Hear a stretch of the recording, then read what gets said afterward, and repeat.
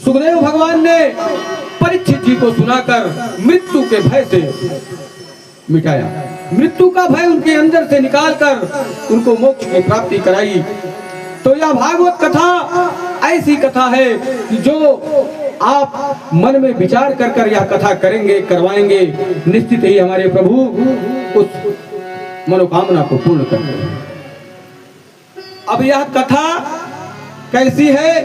तो यह कथा गंगा, यमुना और सरस्वती का त्रिवेणी संगम है। यह भागवत कथा कैसे? तो यह कथा की रचना कहाँ हुई? बद्रीनाथ के ऊपर सम्यक्प्रास नाम का एक आश्रम है, व्यास जी की गुफा है। उसी गुफा में व्यास जी सब परिवार रहते हैं। सरस्वती नदी का तट है, तो सरस्वती नदी तट के किनारे व्यास जी ने भागवत की रचना की। और भागवत की रचना में किनकी लीलाओं का वर्णन हुआ? तो यमुना नदी के तट पर रहने वाले हमारे राधा माधव सरकार की बाल लीलाओं का वर्णन हुआ। तो सरस्वती नदी तट के किनारे रचना हुई और वर्णन यमुना नदी के पुलिन पर रहने वाले हमारे राधा माधव सरकार की बाल लीलाओं का वर्णन हुआ। और यह कथा गाई गई कहाँ?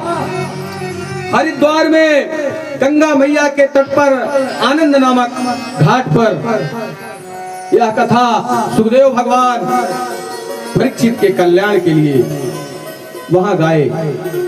तो लिखी गई सरस्वती नदी तट पर, और जिसके चरित्र का वर्णन हुआ वह यमुना नदी के तट पर, और जहां गाई गई वह गंगा नदी का तट था। तो यह कथा गंगा, यमुना और सरस्वती का त्रिवेणी है। और जो इस कथा में गोता लगाता है उसे गंगा, यमुना और सरस्वती तीनों नदियों के स्नान का पुण्य भी प्राप्त होता है। प्रेम से बोलिए गंगा मैया की।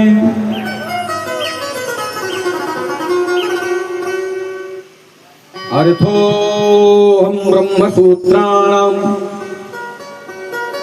गायत्री भव्य भूतोषौ वेदार्थं वरिष्ठतः वेदार्थदिकं मान्ये पुरार्थं वरानने वेदाः प्रतिष्ठिताः सर्वे पुरुषो नात्र संशयः पुराणवंशरूपः साक्षात् भागवतोदितः ग्रन्थोऽष्टादशाध्यायः श्रीमद्भागवतः दीपः।